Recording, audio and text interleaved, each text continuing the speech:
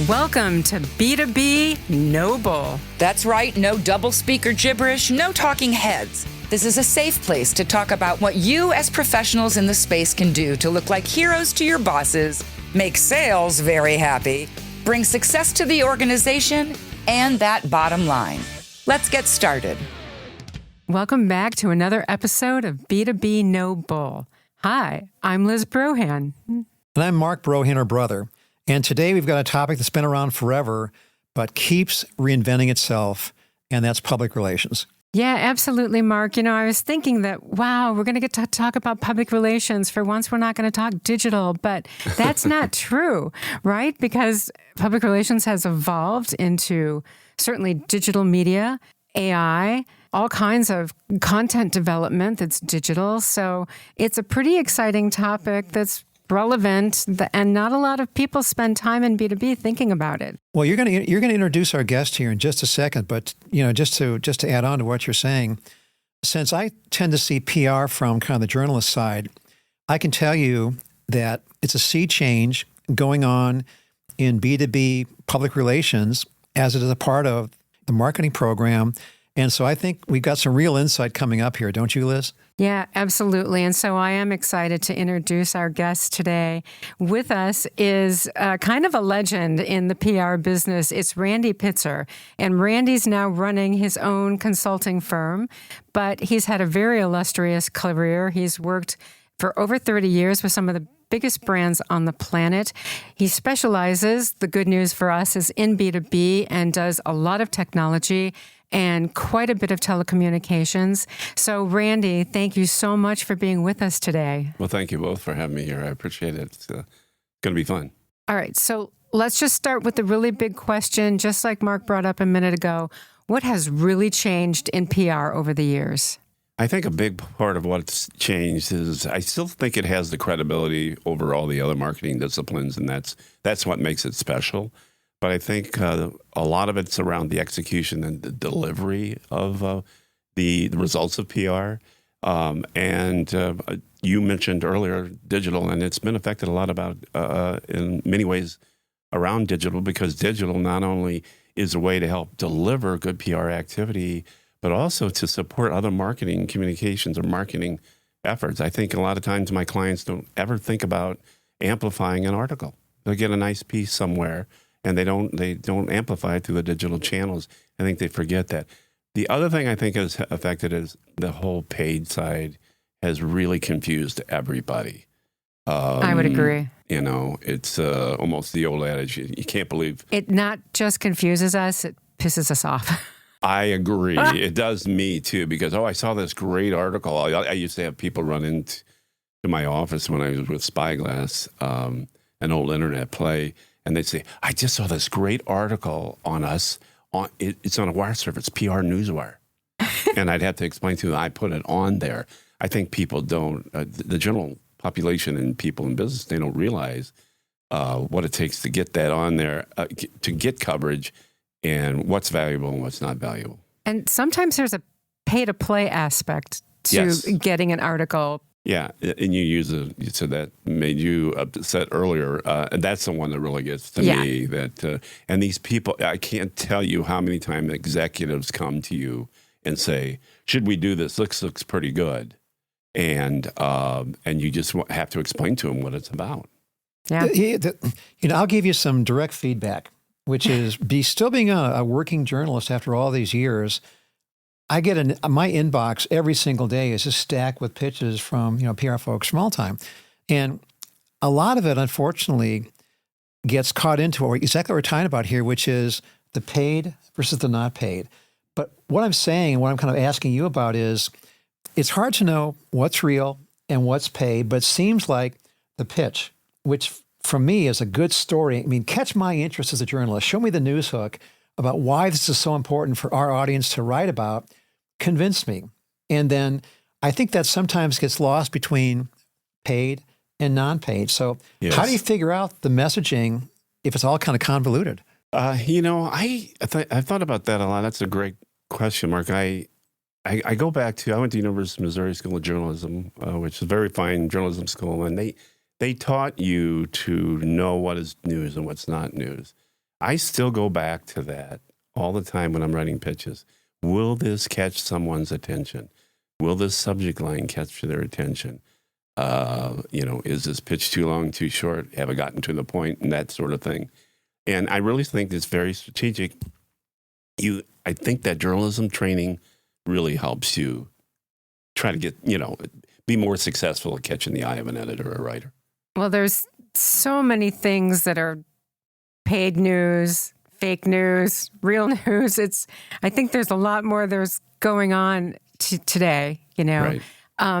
But what's interesting about what you said at the very beginning of the show was you talked about how this is how brands build credibility. It is. Tell us a little bit more about that. I have a pitch us, Randy. No, I have a slide deck, and then one of the slides I put up there is some research about the credibility of earned media, which is PR. We call it earned a lot of times now. And one of the quotes in there is from Richard Branson. It says, "An article, in a publication is worth 100 times more than a paid advertisement." It is, and people know that. And I think one of the things we talked about earlier, before we started recording, is with this whole idea of perceived value. And I find that people perceive value in PR in many different ways. I mean, you might have a crisis, and if you're able to control the message through PR, that's very valuable to you. Some people may want to, get leads to sell product. PR can be valuable to you in that way if you can make them understand how you can do that. And it's a brand. You're trying to get more visibility and credibility around the brand. Or the brand has been hurt and you're trying to kind of resurrect it and trying to clean it up.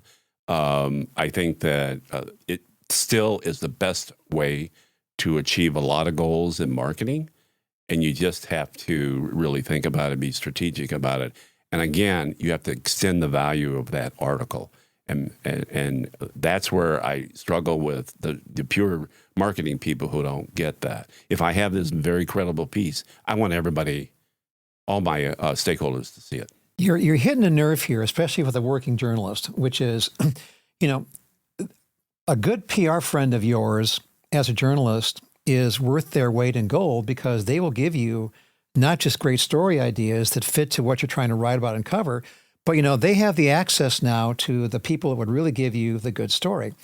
But why are they making it so hard? I mean, for instance, you're trying to, some big company A, they pitch you with something direct, which is becoming rare and rare.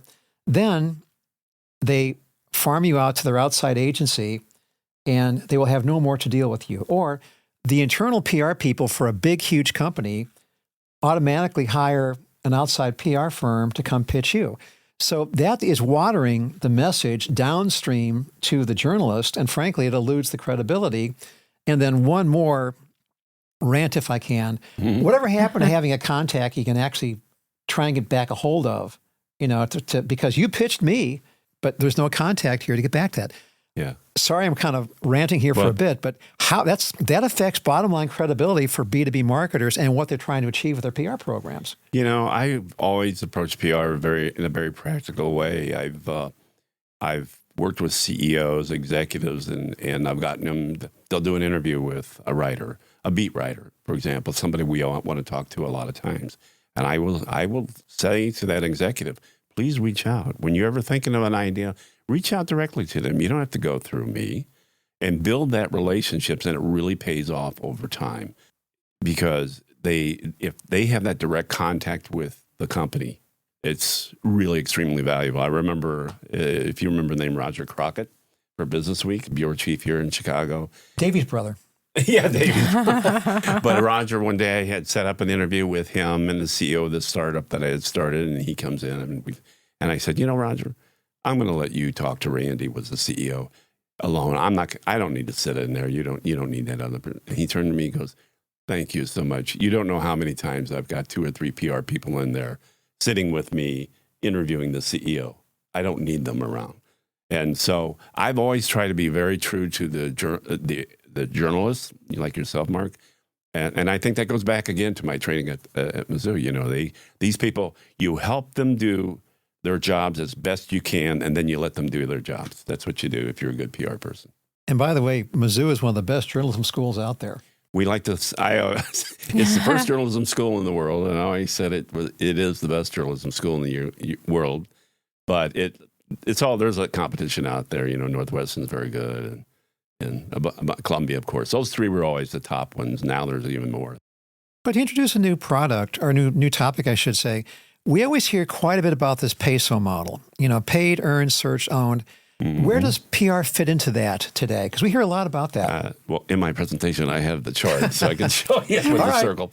But it really, it kind of touches everything directly except the paid. But again, I say to people, you can still take that content and put it through paid channels to get the visibility. You get a nice article or a review of a product. You know, why not? You know, feature that or use that in your advertising or whatever. But it mostly is an earned and shared is where you should really leverage it more, I think. And I think the bigger picture here is we've mentioned a lot of different disciplines. Where does PR, whether it's all of the things you just mentioned, search, earned, or owned, how does that, you know, come into the marketing mix? Where does it live in the marketing mix? It's very interesting. And there's a whole bunch of flavors of PR. You know, there's crisis communication, corporate reputation. True. There's marketing support. So it depends really where that happens. But it can land in the even the CFO's office when it comes to investor relations and telling the business story. So it gets a little granular with that. But in most cases, it comes under marketing, especially B2B for us. It's usually rolls up under the head of marketing because it's viewed as a discipline that will help support sales. I've always felt that way. I always felt that it's a discipline that supports lead generation. Yes. As well. It definitely complements any lead generation efforts that are out there, you know, and I think when people see brands or CEOs mentioned in the national or general publications, general business publications, or even in, you know, the highly regarded trade publications, like you said before, it lends credibility. And oftentimes, maybe CMOs don't even think, oh, yeah, that was part of my marketing mix. They don't. I think we were sort of a stepchild when it comes to marketing. I think, you know, I think I relayed this story to you. Talk about get upset. I get upset about this where this story, hypothetical story, you're sitting in, you bring in the digital marketing guy, you bring in the advertising guy, you bring in the trade show guy, and you bring in the PR guy, and the CEO is standing there. And, you know, the digital guy talks about likes and happy faces and all that sort of thing. The CEO says, that is terrific. And then, you know, the direct marketing person talks about leads and that kind of thing. And then the advertising person talks about impressions and all that. And then he turns, and he's very favorable when he hears all these ambiguous numbers that have nothing to do with sales. But he turns to the PR person and said, what have you sold for me? And it's been a challenge always in our world because we don't have the metrics. We never took the time to come up with our own metrics like digital did, or the original advertising guys, or even the direct marketing guys, direct mail guys. And we haven't, and it's really hurt us. There's a guy named Mark Stoos. I don't know if you know the name. He's a former software marketer, and he's come up with a system that does take communications and earned and relate it to really solid business numbers. It hasn't caught fire, but really we haven't done a terrible job of showing real numbers behind what we do. But, you know, there are exceptions. I mean, we were just talking in the world of, you know, big tech B2B software before we began the podcast here. And one mention sometimes for whatever the campaign costs, the PR campaign costs, can get a mention with the right people in the right place. Next thing you know, you're closing a $500,000 or several $500,000 deals. And that is where the value add comes in, that doesn't become a hard cost. It becomes a hard sale and profit. Yes. I'll give you a few examples. Okay. I did one time when I was with SPSS. It's an old data analysis company. It's now IBM bought it as part of Watson. I remember. And we launched our PC product, and we did a survey of 232 people afterwards, and we asked them, well, what compelled you to buy? Advertising, direct mail, trade show, PR. We were like 37 to almost 40% said they bought because of editorial. And then direct mail was like about 25%, and then trade shows were a little bit. And advertising was like 17%. It was the reviews that I got that sold product. And that was one example. Another example, we got a big piece for a company called, oh my God, now I'm forgetting, but they did a predictive analysis of failure rates on systems. Smart Signal, they were here, a startup. And we got we got an article in Aviation Week, and they got 5 calls from major airlines, because that's what they did. The airline, they did predictive maintenance on airline engines, on jet engines, so you could take them offline. And they got 5 calls from Lufthansa, Delta, and those turned into sales. And so, of course. I mean, it's an age-old problem in B2B marketing. I mean, a lot of B2B marketing, it's definitely difficult to set KPIs and metrics and to be able to show the value, but now they're all looking for a step further. They're looking for attribution.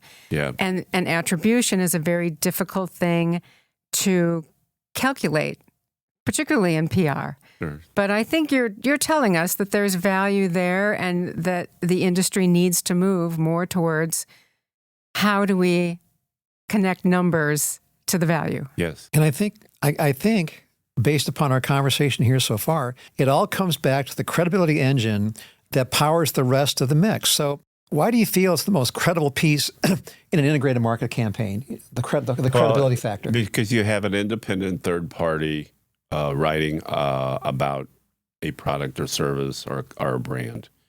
If it's advertising, you are writing about yourself. You don't have that third party endorsement.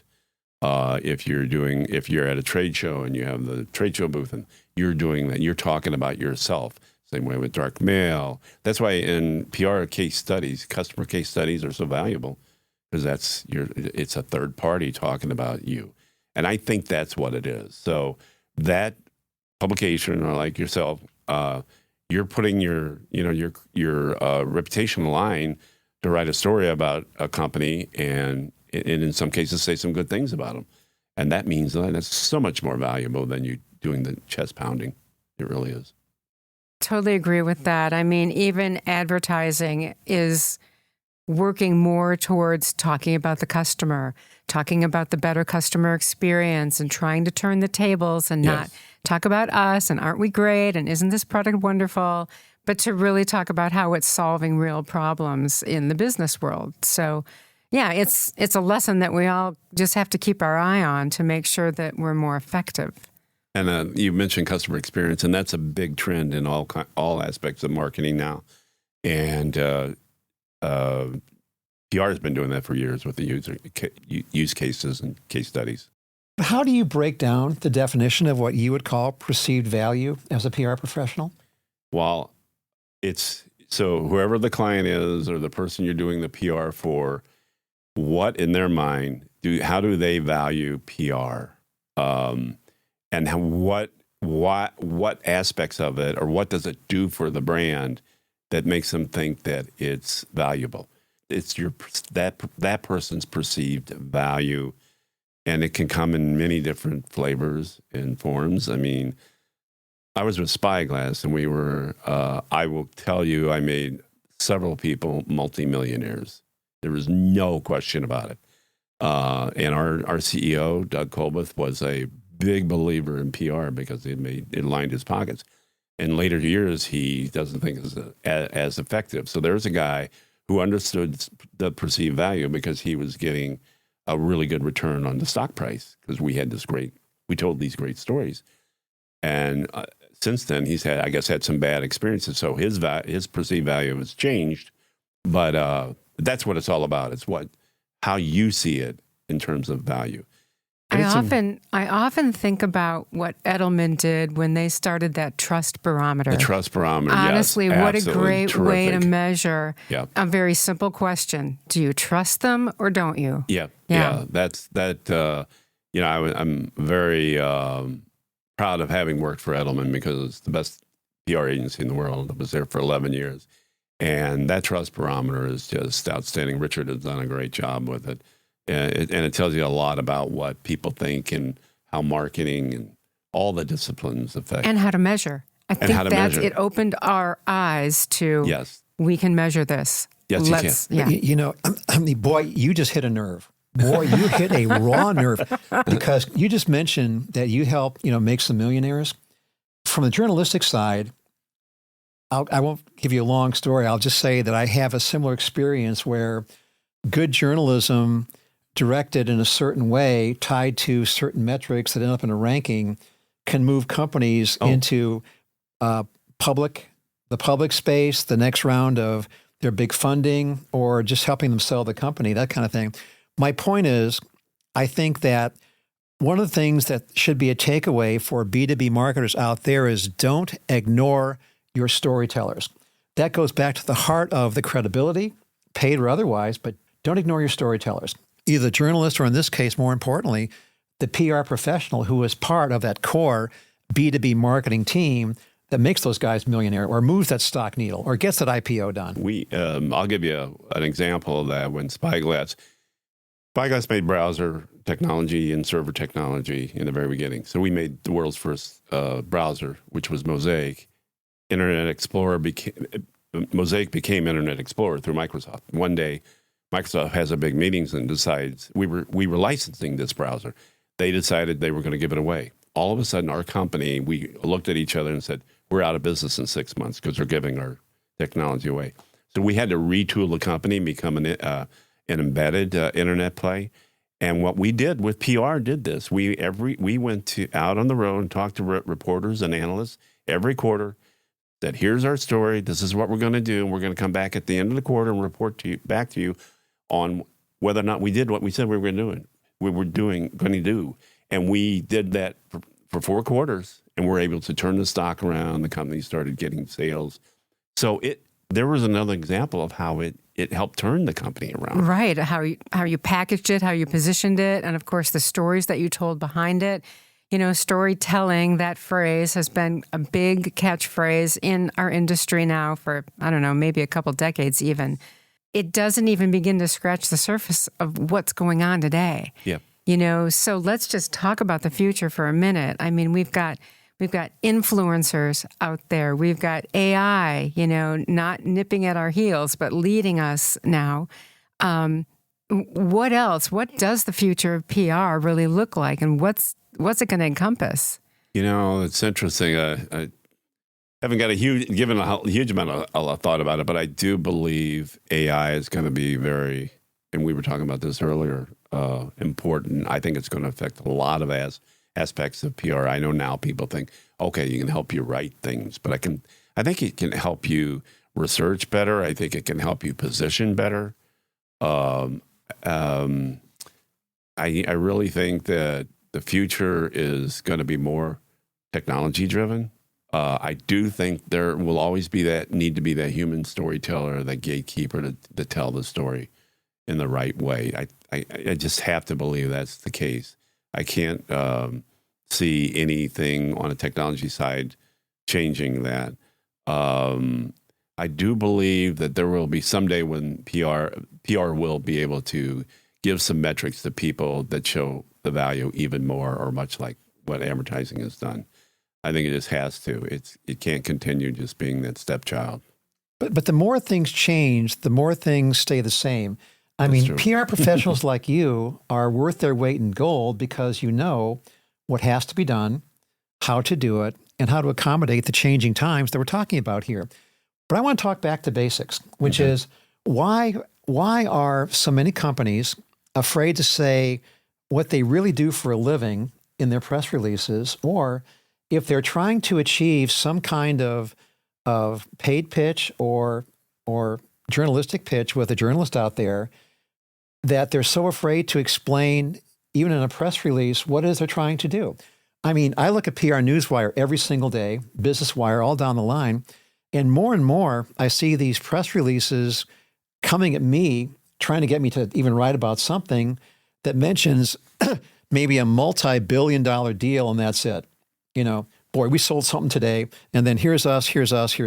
So it just seems to me that companies are afraid to tell a story because they're so worried about offending the branding message, the sales people. I don't know, but it seems like there's something askew here. So I'm kind of ranting here, and I'll shut up. But I mean, the thing is, the more things stay the same, how do you get back to... You have a theme going on today, Mark. It's all about barriers to success. I think that's, it's not only true with PR, but if you look at a lot of websites, you'll look at their websites. I had a prospect I'm working with, and I had my first call with him, and I said, I have to, and we talked a little while, I said, I have to apologize. I looked at your website. I don't know what you do. Yep. And the head of marketing goes, bingo, that's why we're changing things. Yes. You're right. People just, I have a client that talks about itself in all these fancy ways. It's an SAP middleware client. Just say you're middleware and you'll get the attention of a lot of writers. Then you can tell them a little bit more about why your middleware is different and special. But yeah, people just don't break it down into the basics, It's funny. They're writing for SEO. Maybe that won't be so important any longer. They'll be writing for prompts. But they forget to just tell us, this is what we do. And this is why we're good at it. Yeah. Exactly. It drives me crazy. And, and it's no, we all see it. We see it every day. 90% of the communications I see has that problem. They just don't say what you do. They do. So if you had two best practices to recommend, for B2B marketers that maybe want to reset how they're doing PR in general, what might those two takeaways be? I would say two things. Tell a good story, a compelling story, and the KISS principle. Keep it simple, stupid. Keep it simple, stupid.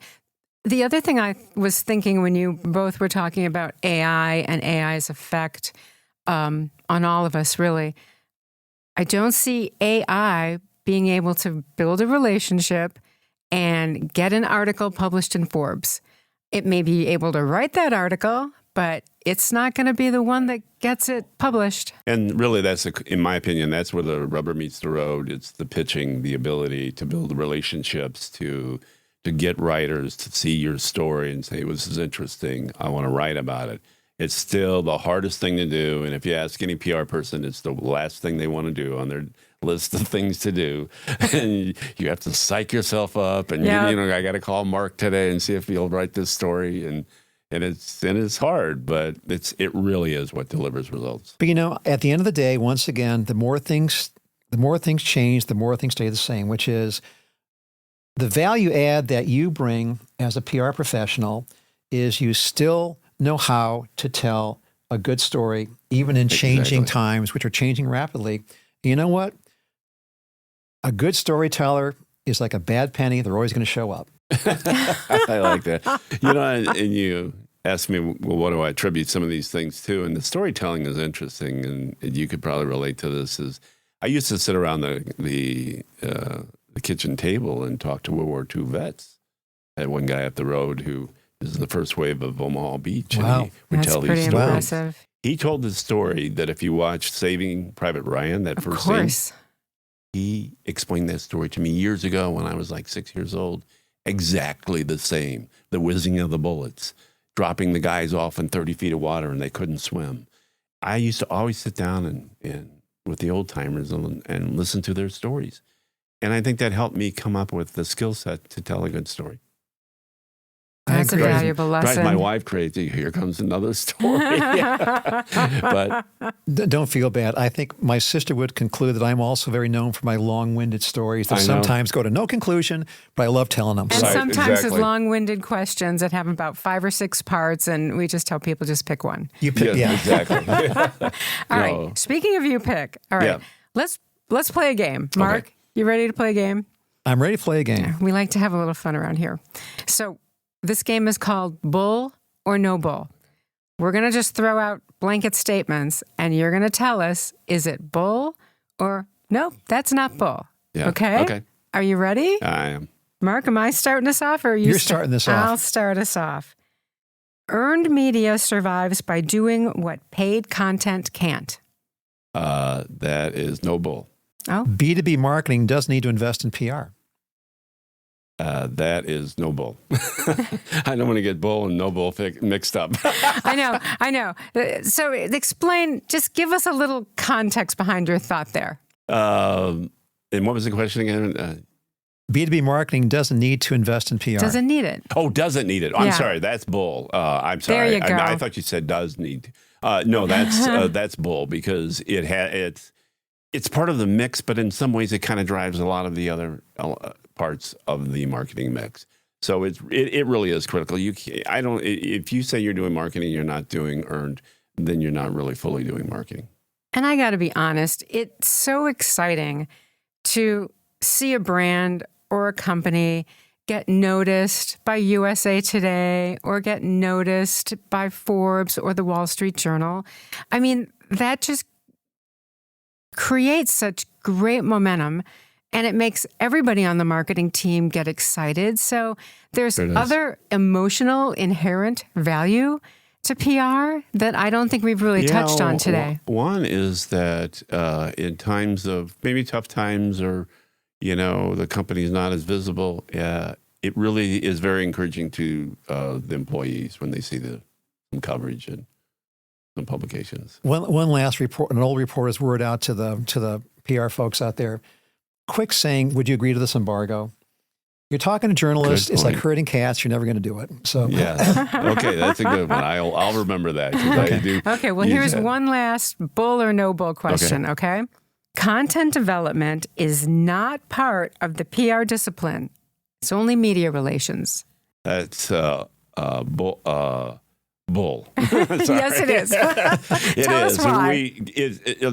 Content is a big part of it now, and it's always been a big part of it. It's funny. Some of the big agencies have their own editorial department that all they do is pitching, and then the account staff does the writing and all that sort of thing. That's kind of unusual. If you're a good PR professional, you can do both. You have to be able to do both. I agree. Well, this has been such an eye-opening conversation. We really appreciate you having you here today. And I'm hoping that our listeners will take some of this back to their CMOs or back to their bosses, and they can discuss how it should be an important part of the marketing mix for all sorts of reasons. And then they can dig a little deeper and call you and figure out how to measure it. Sure, absolutely. Yeah, if people want to reach out to me and just have a simple discussion, it's not a problem at all. Tell us how to do that. Well, the best way is to go to my website, which is Pitzer Relations, 2 words, Pitzer, my last name, relations.com. And you can get a hold of me that way. And I'm on LinkedIn, too. You can look me up on LinkedIn. So excellent. I'm sure everybody will. Yeah, and if you do still get some war stories from World War II vets, of which there's kind of a final few these days, would you please thank them for their service from us?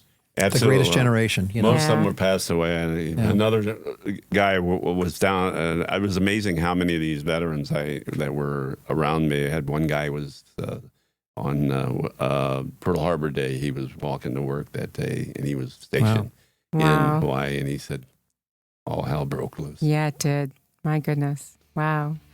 Well, thank you, Randy. Thanks so this much. has Thank you, been Randy. great. Yes. And the last thing I want to do today is thank our sponsors. I'd like to thank the Motion Agency. They have been ranked by B2B Marketing as the #2 fastest growing B2B marketing communications firm in the country.